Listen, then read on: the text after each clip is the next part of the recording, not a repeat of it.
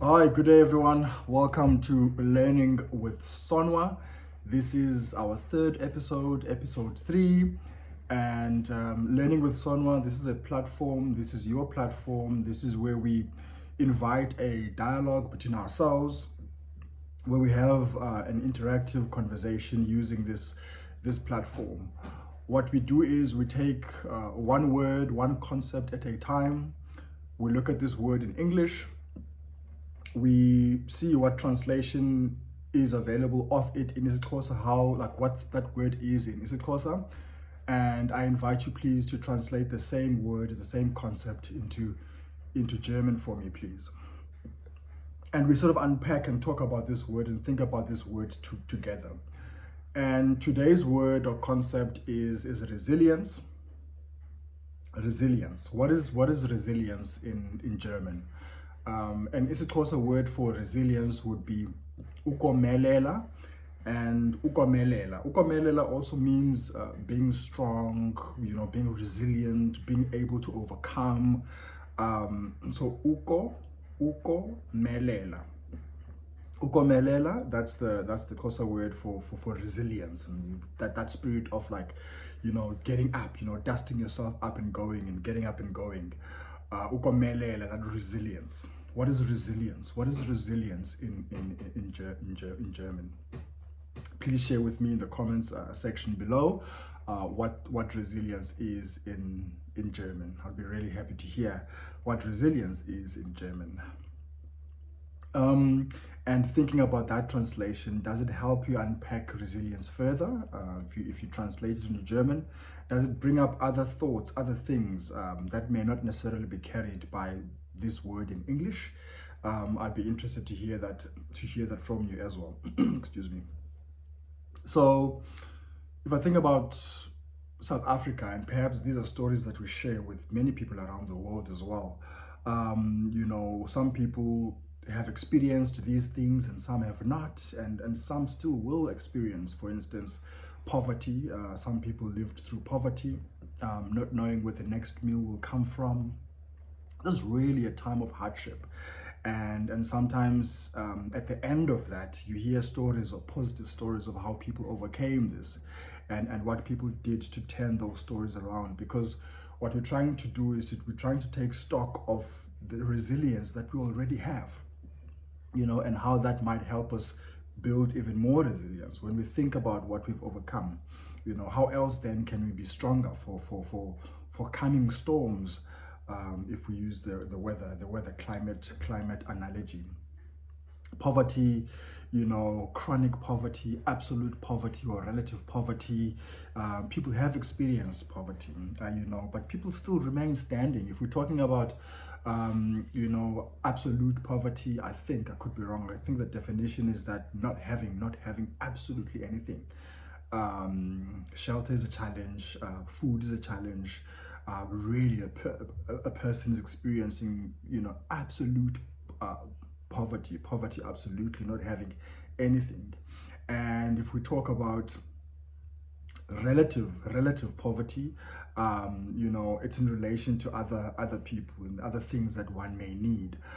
For instance, there can be people in a community, and in the same community, some people may be relatively poor than others, not having a television set, if that means much these days. That's a topic for another day. But not being able to access the news, not having a television set, not being able to access the news, for instance.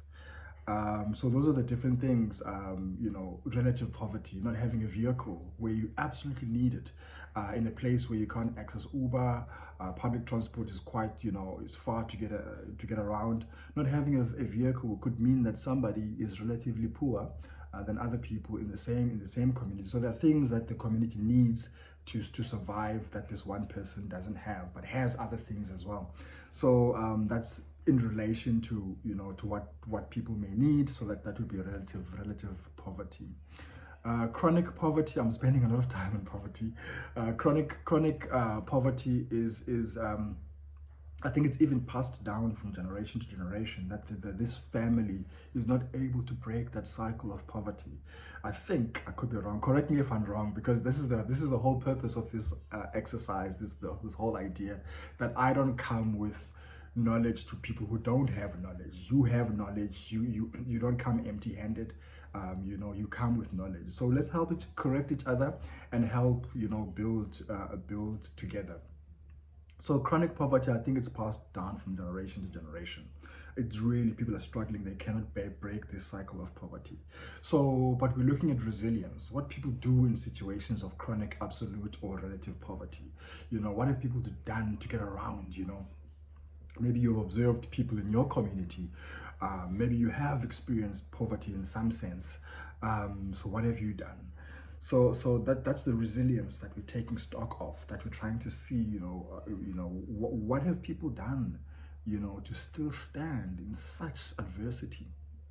We're taking stock of that to say, we have lived and we are living and we're still going to live, depending on life expectancies and different things like that.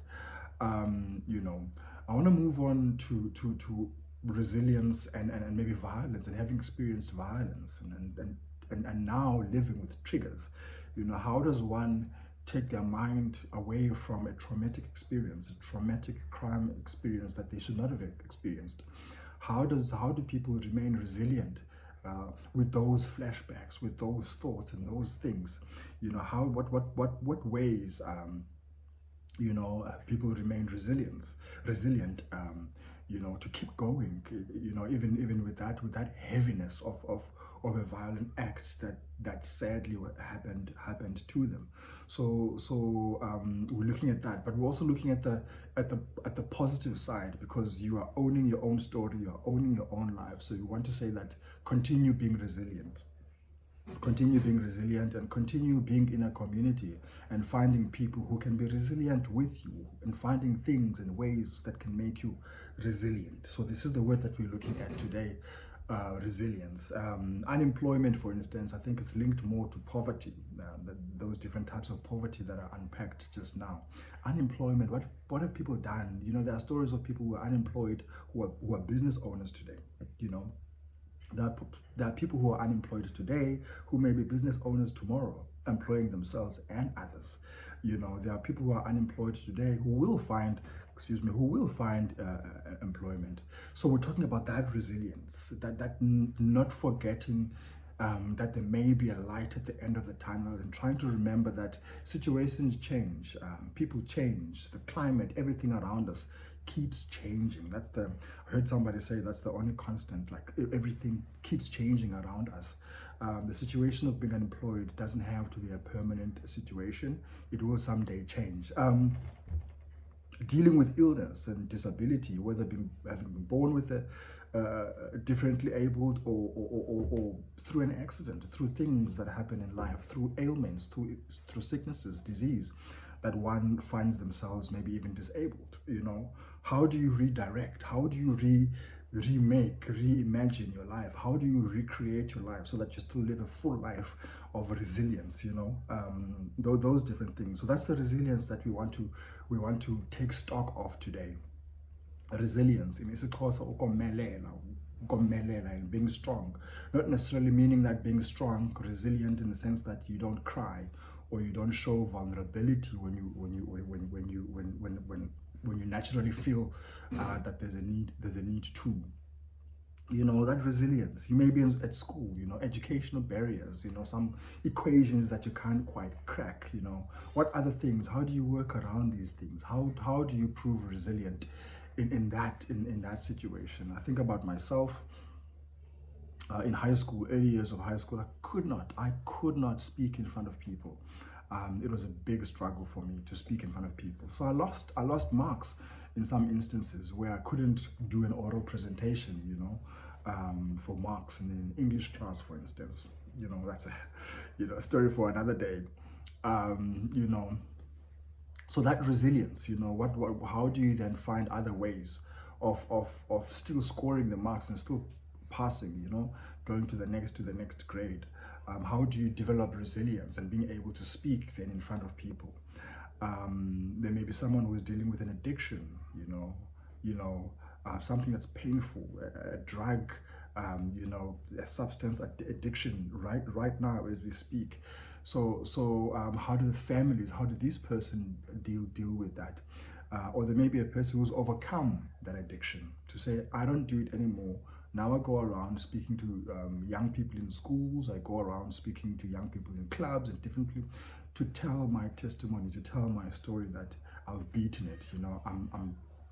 I'm finding resilience now. I'm finding resilience now. So there are many things. There are many things. I mean, that when I think about resilience, people living in times of promised democracy, but really political oppression, that you're not able to show that you are affiliated to certain groups. There's no freedom of speech to some extent. How do people find ways to be resilient in such situations of deep political oppression in the year 2025, for instance? So that resilience that we're trying to unpack and talk and take stock of today. Family loss, many of us have lost people, family members that we did not know. We did not see life beyond that loss. It was so heartbreaking and so big that we were literally feeling that we were crumbling to dust ourselves. We were crumbling to nothingness, if that's a word. We were really like sad to a point like that, the feeling that the whole world is on your chest when you're lying down in bed. You're feeling that you have a weight of you pressed down. You can't really do, you can describe pain that you felt. But I think one of the most painful things is to lose someone dear, lose someone close to you. So, if we have not had this experience, possibly it's coming. That we lose someone that we love so much. Climate adversity, these different things that happened recently in the Eastern Cape, for instance. The province where I come from, the Eastern Cape, we had floods. There where people lost homes, lost valuables, lost different things, and even the loss of life that happened there, where we had these floods. So, and also seeing how people come together to support people who have lost lives, who have lost, I think, different things as well. So that resilience, that common collective resilience that we may have as a country, in South Africa. What is that collective common resilience that you have as a country in Germany, as a group of young people in Germany, for instance? What are you dealing with? What are you resilient on? What have people who the previous generations, what were they resilient on that they overcame to make today possible? What are we overcoming today to make tomorrow possible? So that's the resilience that we're trying to unpack. So please do translate that word for me in German. What is resilience? So if I think about adaptability, we are born, our body changes. How do I adapt? Do you adapt to the changes that are happening in our bodies? Excuse me. You may move to a different city, different climate. How have you shown adaptability? If you look back in your life, how have you shown, adaptability? Because I think it's important to stop and pause and say, hey, this is what we came through. If we're to plot times in your life where you've had to adapt to situations, adapt to your surroundings, share that with me. What sort of, how have you shown or observed adaptability in your family and different people? Some people were employed and they're now running their own businesses. Some people had their own businesses and now they're unemployed. Adaptability around language, meeting new people, meeting new friends, different cultures. So how have you shown adaptability? How will you show adaptability when you are confronted or when you have to be in a different scenario than what you are ordinarily used to? Have you observed someone walk a very steep, very tight road You know, how did they do it? How did they do it? Have you persevered, up a hill until you made it to the top of the mountain. So that's the resilience that we're talking about, that we're trying to unpack today. So help me do that by unpacking it in German, this resilience, and sharing with me what resilience is in German. In South Africa or in Africa, the concept of Ubuntu, that I am because of other people, I'm going to turn it around now and ask you, how have you shown other people that they are because of you, without even saying it up front? But how have you helped other people? How have you ensured that the next person's life is in some way easier? How have you ensured that the next person's life is somewhat easier? I'll give an example. Most times I take the train to work, in Cape Town, and I give up a seat for an elderly woman who walks in. I'm not the only one who does it. I don't think I'm better for doing this, but this is how I was raised, that we respect people. I may not get up, or one young person or one fit person may not get up for an elderly woman. That choice is theirs. But I want you to think about, that elderly woman may be perfectly fine, may be healthy, but that elderly woman may also be dealing with a chronic heart condition. That if they stand for 45 minutes, they really, really, they become exhausted for the next 2 days. You don't know that. They may be dealing with a chronic kidney or some condition that they may be dealing with. And you not giving up a seat in a public transport for that person does not make their life easier in any way. So I wouldn't say that's Ubuntu then. That's not Ubuntu. That's the reverse of Ubuntu. That is the reverse of Ubuntu. So those are just examples of how we can make each other's lives easier. There's so much going on in the world. I think when we try and lead with kindness and lead with Ubuntu and lead, how can I make this situation better? How can I make this room better for everyone who is in this room? How can I make this space? How can I make social media better for people who are in social media, without pulling other people down? How can I make sure that I post positive things and uplifting things in social media, so that we hold this space together for everyone, and avoid cyberbullying, for instance, if we're going to use that example. So resilience then really for me encompasses these things that I've shared here.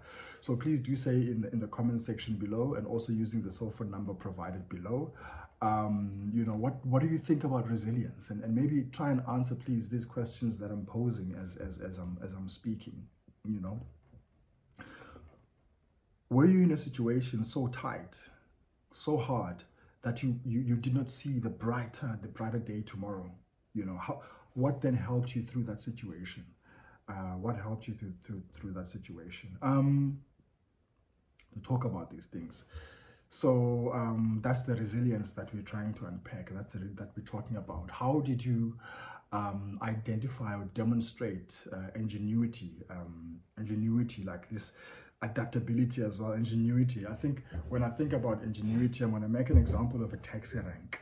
Now, this is an area in South Africa, taxi rank, where all the minibus taxis will pick up or drop people from different areas. I mean, these are hubs that move the city, that move different spaces, the taxi rank.